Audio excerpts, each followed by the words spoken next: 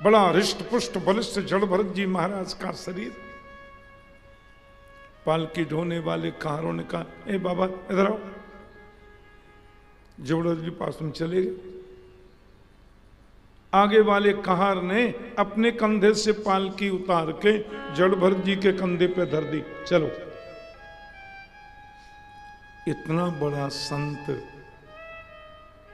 इतना बड़ा ज्ञानी, इतना बड़ा योगी राजा की पालकी को कंधे पे लेके जा रहा है, पालकी को लेके जा रहा है। लेकिन जड़ भरत जी का एक नियम और था, ये रास्ते में चलते थे तो 5 हाथ जगह देखते चलते, मेरे पैर के नीचे कोई जीव आकर मर न जाए, कोई चेंटी चेंटा न मर जाए, कोई झींगुर न मर जाए। कच्ची जगह है, रेती भरी जमीन है, चलना है पालकी लेके। अब पालकी चलने से थोड़ा सा व्यतिक्रम होने लगा और जड़ भरत जी के नीचे पैर के कोई चेंटी आ गई और चेंटी आते ही बाबा उछल गया 3 हाथ ऊंचा। अरे बाप रे! पालकी ढोने वाला यदि उछलेगा तो बैठने वाले की हालत क्या होगी, सोचो आप। पालकी मुंह पर एक घुमावदार बल्ली होती है, राजा भी उछल गए, उनका सिर बल्ली में लगा। कहारों से बोले, तुम लोग ढंग से पालकी नहीं चलाते, मेरे कोमल शरीर में चोट लग गई है। बोले महाराज हम तो पालकी ठीक ही चला रहे हैं, पर अभी अभी जो मोटा बाबा लगाया ये उछल जाता है। रघुगण ने जड़ भरत को देखा। हाँ, पहली बार आए हो मेरे राज्य में, अरे सौभाग्य मनाओ अपना कि मैंने तुम्हें पालकी में जोत लिया। हमारी पालकी को ढोने के लिए लोग लाइन में रहते हैं, तुमको ये सेवा मिल गई और बार बार उछल जाते हो, हैं? ठीक से चलो। जड़ भरत जी कुछ नहीं बोले, पालकी को चला रहे। फिर कोई जीव पैर के नीचे आया। आप जब बालू में चलते हैं और पैर के नीचे कोई जीव आ जाए तो वो मरता नहीं है, वो बालू की तरफ चला जाता है। इसलिए हमारे सनातन धर्म में जो जैन मुनि होते हैं, हमारी जैन संस्कृति के आदरणीय जैन मुनि संत, वो चरणों में पादुका नहीं पहनते। दिगंबर मुनि, दिगंबर जैन मुनि नहीं पहनते चरण पादुका। कोई जीव न मर जाए। चप्पल पहन के, जूते पहन के चलें तो मरने की संभावना है छोटे जीवों की। नंगे पैर से नहीं मरता, प्राय बालू में चला जाएगा। फिर भी जड़ भरत जी, फिर कोई जीव आया उछल। राजा बोले, क्यों भाई, सुनता नहीं है? कान नहीं है तुम्हारे? बार बार कहता हूं पालकी ढंग से चलाओ, तुम सुनते नहीं हो, उछल जाते हो, हैं? जड़ भरत जी मस्ती में चल रहे, फिर कोई जीव आ गया पैर के नीचे, फिर उछल गया बाबा। राजा बोले, बड़े दुबले पतले हो तुम, भोजन नहीं मिलता तुम्हें, पालकी ढंग से नहीं चला सकते? या तो पालकी ढंग से चलाओ, नहीं ऐसा दंड दूंगा जीवन भर याद रखोगे, समझे? दंड देने में यमराज के बाद मेरा ही नंबर है। दंड पाणी एव।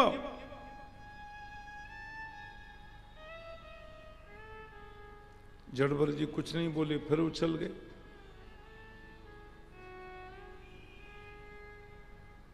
राजा बोले, तुम जीवित ही मुर्दे के समान लगते हो हैं? मुर्दे के समान सामने कोई कुछ भी गाए, कुछ भी बोले, वो सुनता ही नहीं, मर गया। इतना मोटा ताजा शरीर लिए घूमता है, पालकी ढंग से चलती नहीं, जीवित ही मुर्दे हो क्या तुम? जड़ भरत जी खड़े हो गए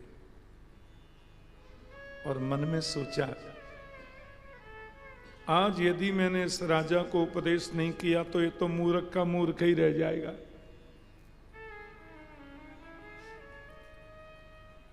व्यास गद्दी पर 3-3 गद्दे नीचे बिछे हों, पीछे बढ़िया मोटी मसनद लगी हो, भारत का सर्वश्रेष्ठ माइक्रोफोन लगा हो, उच्च कोटि की साउंड सर्विस चल रही हो, 25-30 हेलोजन लगी हों, सारी सुविधाएं अच्छी हों, आप जैसे विज्ञ सुधी श्रोता सुन रहे हों, तो कथा करना कोई बड़ी बात नहीं है। पालकी कंधे पर लगी हो और पालकी में बैठने वाला व्यक्ति अपमान पर अपमान करता जा रहा हो, ऐसी परिस्थिति में आत्मज्ञान का उपदेश करना जड़ भरत जैसे महापुरुषों के बस की बात है, किसके बस की बात नहीं है। खड़े हो गए, ऊपर पीछे की ओर देखा और जवाब दे रहे हैं, त्वयोदितं व्यक्तमविप्रलब्धं भक्तुष्यमे स्यात् यदि वीरभार गन्तुर्यदि स्यादधिगम्यमध्वा पीवेति रासौ न विदप्रवाद। जड़भरत जी बोले, आपने जो कुछ कहा मेरी समझ में नहीं आया। आपने कहा मुझे पालकी चलानी नहीं आती। पालकी चलाना मेरा काम नहीं है। पालकी ढोना भी मेरा काम नहीं है। पालकी कंधे पर रखी है, कंधा शरीर पर है, शरीर जमीन पर है। तुमने दूसरी बार कहा कि तुमको पालकी ढोने में बड़ा श्रम हो रहा है, बड़े दुबले पतले हो। मुझे कभी श्रम नहीं होता। न चलना मेरा काम है, न रुकना मेरा काम है, न पालकी ढोना मेरा काम है। आपने तीसरी बार कहा इतना मोटा ताजा शरीर ये घूमता है, पालकी नहीं चलती ना। स्थौल्यम कार्श्यम आधय व्याधयश्च क्षुत्तिर्भयं कलिरिच्छा जराच निद्रारतिर्मन्युरहं मदस्सुचो देहेन जातस्य हि मे न सन्ति। क्या सुंदर शब्दावली है। सुनो, स्थौल्यम मोटा होना, कार्श्यम दुबला होना, आदि और व्याधि का होना, परिश्रम का होना, पसीने आना, तकलीफ होना, ये देहेन जातस्य ही मे न संति। ये शरीर का धर्म है, मेरा नहीं है। शरीर चल रहा है, शरीर पर पालकी रखी है, शरीर मोटा होता है, शरीर ही दुबला होता है, शरीर ही में नो। हाँ, तीसरी बार तुमने डांट के कहा कि तुम तो जीवित ही मुर्दे के समान लगते हो। जीवन मृतत्वम नियमेन राजन आद्यन्तवद्यकृतस्य दृष्टम स्वस्वाम्य भावो ध्रुव इति तत्र तरिहुच्यते सौ विधिकृत्य योग। जन्म लेना, बड़ा होना, दुबला होना, मोटा होना, जवान होना, बूढ़ा होना, मर जाना, ये शरीर का धर्म है, मेरा नहीं। भूख लगना, प्यास लगना, ये प्राण का धर्म है, मेरा नहीं। इच्छा, निद्रा, तंद्रा, भय, क्लेश, ग्लानि, ये सब बुद्धि और मन के धर्म है। मैं बुद्धि नहीं हूं,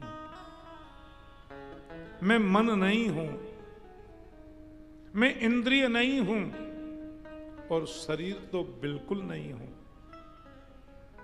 फिर आप कैसे कह सकते हो कि मैं मोटा हूं या दुबला? मैं तो इन सबसे परे हूं राजन।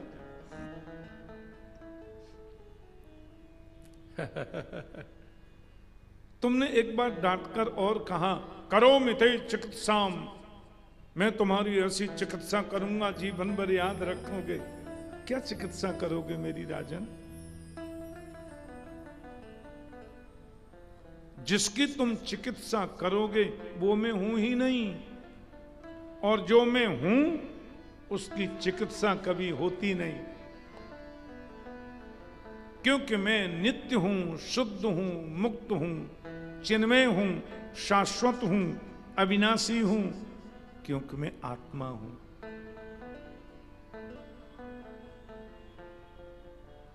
नात्मा जजानन मरिष्यति निधते सौ, न क्षीयते सबन व्यभिचारिणाम ही। आत्मा न जजान तो न मरिष्यति। आत्मा न जन्म लेती है, न कभी मरती है। आत्मा नित्य है।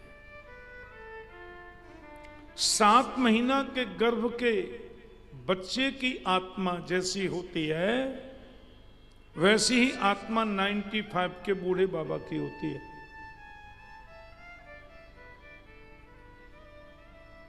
आत्मा कभी नहीं दबती,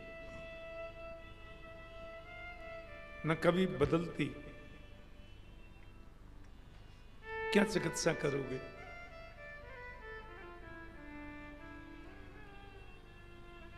सब घट मेरा साइया,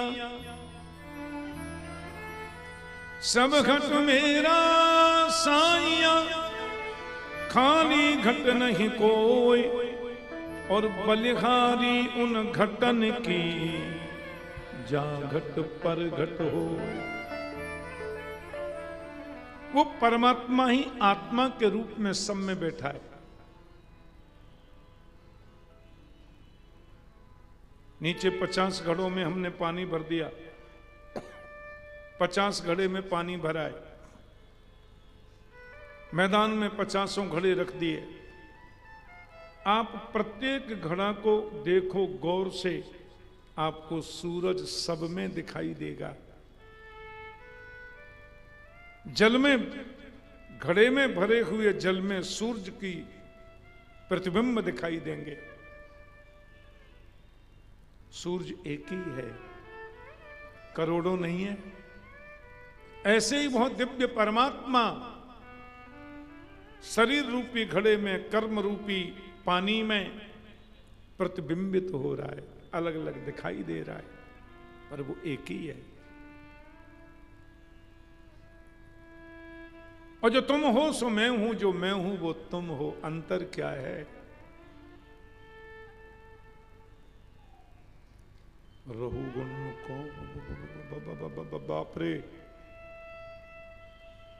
एक पालकी ढोने वाला कहां इतना बड़ा ज्ञानी नहीं हो सकता? क्यों नहीं हो सकता? वो सोच रहा है। राजा तुरंत जमीन से और पालकी से नीचे जमीन पर गिर गए और चरणों में गिर के बोले, कौन है आप?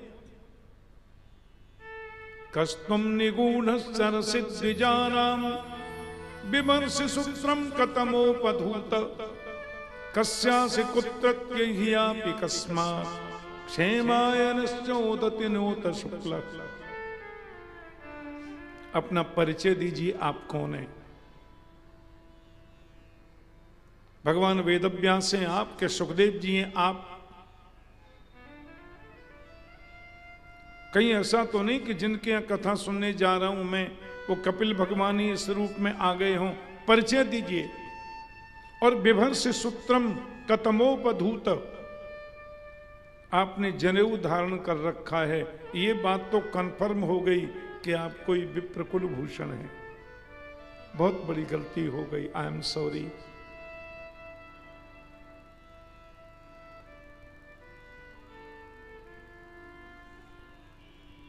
एक बात बताइए, आपने कहा मैं शरीर नहीं हूं, तो पालकी जो आपके कंधे पर लगी है इसका अनुभव आपको नहीं हो रहा है? इसकी तकलीफ आपको नहीं है? नहीं। तो रघुगण भी सत्संग किया था, और ये अच्छी बात है। कई लोग थोड़ा 2, 4, 10, 5 जगह कथा सुन लें, थोड़ा कुछ ग्रंथ पढ़ लें, तो आचार्य से व्यास से मिलने जाएं तो व्यास की खटिया खड़ी कर देते हैं। बोलो जय श्री कृष्ण। महाराज ऐसा क्यों, और फिर ऐसा क्यों है, और फिर ऐसा क्यों है, फिर ऐसा क्यों है, क्यों किया भगवान ने ऐसा, और क्यों कर दिया ऐसा। मैं कह देता हूं भगवान मिलेंगे तो पूछूंगा कि तुमने ऐसा क्यों किया भगवान जी, और आपको करना ही था तो इन भगत जी से फोन करके क्यों नहीं पूछ लिया? पूछ लेते भाई हम ये काम करने वाले हैं भगत, अब तुम बताओ करें कि नहीं करें, नहीं पीछे तुम हल्ला मचाओगे कि ऐसा क्यों कर दिया।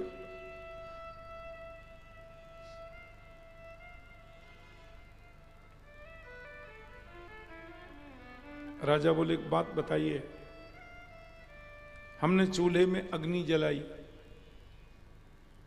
अग्नि पे हमने घड़ा रख दिया, घड़े में हमने पानी डाल दिया, पानी में हमने चावल डाल दिए, अग्नि जलाई। तो अग्नि का संबंध घड़े से हुआ, तो पहले घड़ा गर्म हुआ, फिर घड़े का संबंध उसमें पड़े हुए पानी से हुआ तो पानी गर्म हो गया, पानी का संबंध उसमें पड़े हुए चावल से हुआ। स्थाल्यग्नि तापात पैसो भी ताप, तत्ताप तत्तंडुल गर्भरंधी। पानी से चावल का पहला भाग गर्म हुआ, फिर अंदर का भाग गर्म हुआ और भात बन के तैयार हो गया। ऐसे ही शरीर का संबंध है इंद्रियों से, तो शरीर पर आने वाली जो भी तकलीफ है उसको इंद्रिय भोगेंगी। इंद्रिय का संबंध है मन से, तो इंद्रियों पर आने वाली तकलीफ मन भोगेगा। मन का संबंध है बुद्धि से, तो मन पर आने वाली तकलीफ बुद्धि भोगेगी। और बुद्धि का अन्योन्याश्रित संबंध होने के नाते आत्मा से संबंध है, तो शरीर पर आने वाली तकलीफ आत्मा क्यों नहीं भोगेगी? जड़ भरत जी हंस गए। अकोविद कोविद वेद बादान बदस्यतो नाथ विदाम वरिष्ठ न सूरयो ही व्यमहानमेनम तत्वामर्षेन सह मनन्ति। ठीक है, मुझे लगता है तुम ना समझो। अकोविद माने ना समझ, मूर्ख, क्योंकि तुम निर्विकारी आत्मा की तुलना विकार युक्त चावल से दे रहे हो। ठीक है, हमने चूल्हे पे बर्तन रखा, बर्तन में पानी डाला, और पानी में आप चावल की जगह कंकड़ पत्थर डाल दो तो खीर बनेगी, भात बनेगा? आत्मा निर्विकारी है, आत्मा में कभी विकार नहीं होता। जीना मरना शरीर का धर्म है। एक आश्रम था, उसमें 250-300 संत रहते थे, और एक संत बेचारे कथा करते करते मर गए, गिर गए। लोगों ने संत को लिटा लिया और बोले हाय रे ये तो मर गए, हाय रे ये तो मर गए। एक महात्मा हंस रहे थे। लोग बोले आप हंस रहे हैं, ये बेचारा मर गया, आप हंस रहे हैं? महात्मा बोले जिंदा कब था? बोले 5 मिनट पहले जिंदा था। बोलो जिंदे को तुमने देखा है, वो कैसा था? बोले हाँ, 3.5 हाथ का था, लंबा तगड़ा था, गौर वर्ण था, धोती पहन रखी थी, अचरा टांग रखा था, ऐसा था वैसा था। बोले वो तुम्हारे सामने पड़ा है, फिर रोते क्यों? नाप के देखो 3.5 हाथ का है, गौर वर्ण का भी है, दाढ़ी भी है, कपड़े भी हैं, फिर रोते क्यों? बोले हम उसके लिए रो रहे हैं जो इसमें से निकल के चला गया। बोले वही मैं पूछ रहा हूं, उसको तुमने देखा है? बोले हाँ देखा है, 3.5 हाथ का था और गोरा गोरा था, 32 दांत थे, ऐसा तिलक लगा था। बोले दांत भी 32 हैं, गोरा गोरा भी है, 3.5 हाथ का भी है, सामने पड़ा भी है, फिर रोते क्यों हो? अरे हम उसके लिए रो रहे हैं जो इसमें से निकल के चला गया। बोले वही मैं पूछ रहा हूं, उसको तुमने देखा है?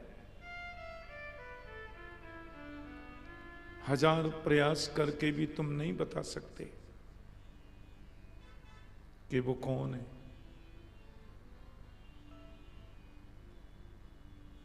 क्योंकि वो देखने की चीज नहीं है। वही नित्य शाश्वत अविनाशी है। और शरीर तो 5 मिनट पहले जो था वही अब पड़ा है, पर वो था तब तक हम पूजते थे, अब वो निकल गया तो शरीर को छू करके हम नहाते हैं। मेरा दादा, मेरा पिता, मेरा ये, मेरा वो, इतना प्यार जिनसे करते थे, मरने के बाद उनको स्मशान भूमि पर लेके जाते हैं तो लौट करके नहाते हैं, फिर घर में घुसते हैं। अपना ही पिता, अपना ही भाई, अपना ही रिश्तेदार जब उसको जला फूंक करके लौटते हैं तो नहाते हैं, क्योंकि वो मिट्टी है, अब केवल शरीर है। इसमें जो था वो तो गया, वही जीवात्मा है जो कभी मरता नहीं है।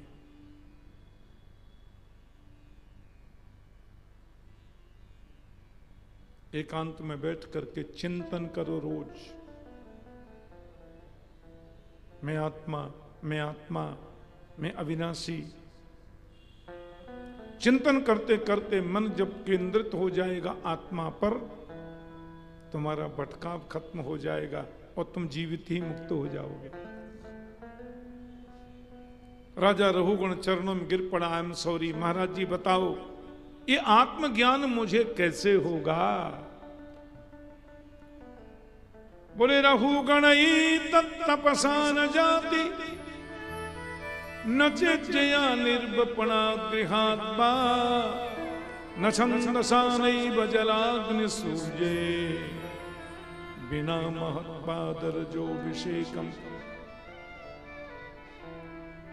केवल तपस्या करने से आत्मज्ञान हो जाएगा ये जरूरी नहीं है, आवश्यक नहीं है। आपको मालूम है ऋषि विश्वामित्र ने 60,000 वर्ष तक तप किया था। क्या मिला? एक मेनका नाम की अप्सरा आकाश से आई, स्वर्ग से, और सब किए कराए पर 10 मिनट में पानी फेर के चली गई। तपस्या से आत्मबोध होगा ये जरूरी नहीं है। घर छोड़कर वन में जाने से आत्मबोध होगा। कितने लोग वन में रहते हैं? नहीं होता।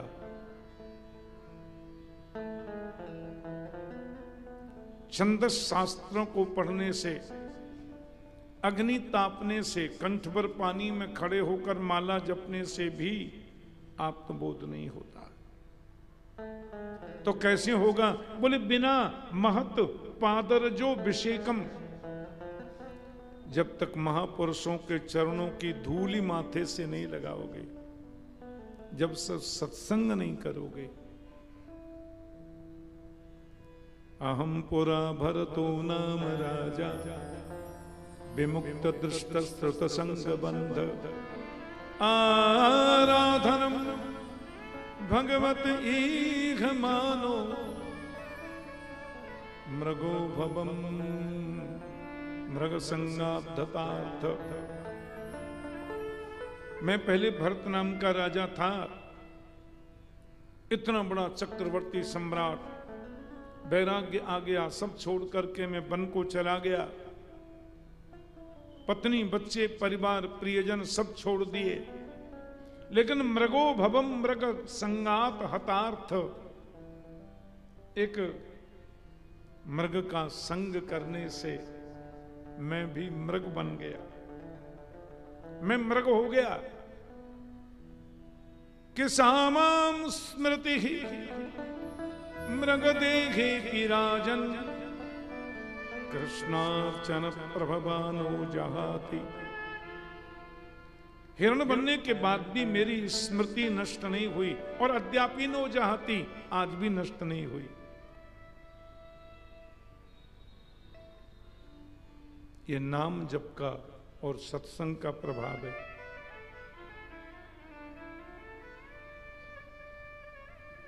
संसार अंधेरा कुआं है, गृहमंध कूपम, सब जगह काल है।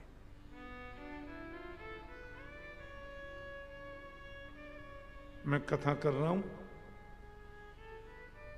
मैंने बोला श्री राम, तो रातों मैंने कह दिया, मां कह पाऊंगा इसकी गारंटी नहीं है। ये शरीर उतनी देर में बदल गया। अंधकूप है, ज्ञान ही प्रकाश है। एक आदमी अपने घर से निकला, जा रहा था कहीं, जंगल की शोभा देख रहा है, अरे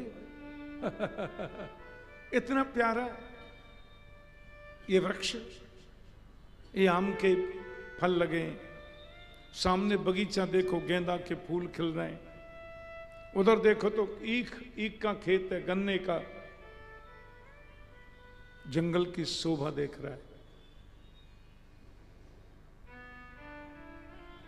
कौन है?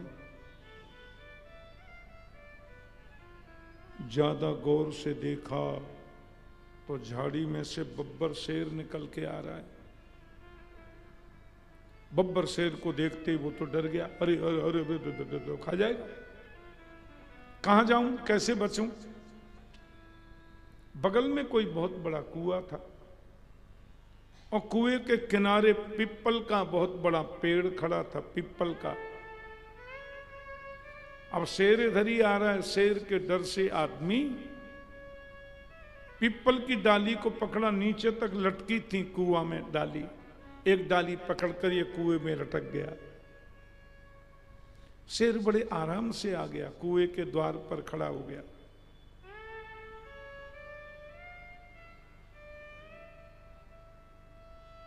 कभी तो बाहर निकलेगा, जब बाहर निकलेगा तो खाऊंगा।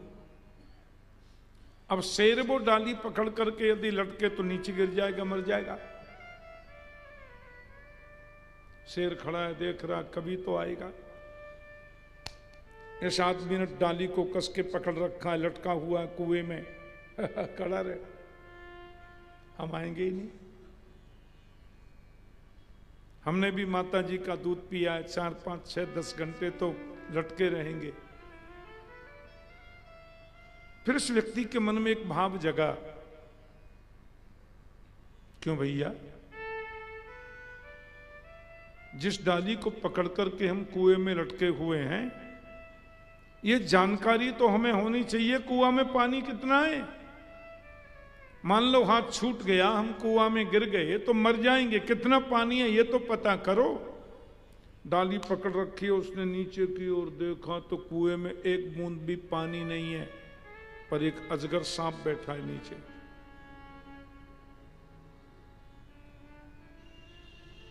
ऐसे देख रहा है, और कुएं की दीवार जो है उसमें बीच बीच में खन बने हुए हैं, उनमें भी छोटे छोटे सांप अंदर हैं। क्या करें, ये तो बड़ी समस्या है। नीचे करेंगे तो सांप खा जाएगा, 1 सेकंड नहीं लगाएगा। ऊपर निकल के जाऊं तो बब्बर शेर बैठा है, कोई बात नहीं, लटके रहेंगे हम तो, हाँ खड़ा रहेंगे। फिर उसने सोचा भाई अरे अरे इतनी जानकारी तो हमको होनी चाहिए कि जिस डाली को पकड़ करके हम लटके हुए हैं वो मजबूत कितनी है। मान लो 2-4 घंटे में डाली ही टूट के गिर जाए तो।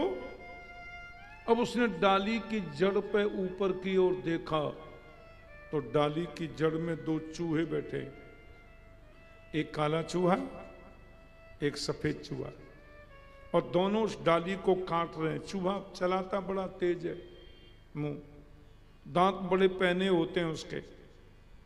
आदमी को पसीना आ गया।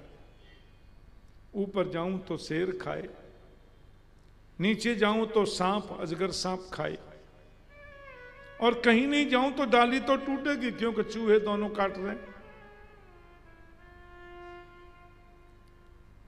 ये संसार ही कुआं है।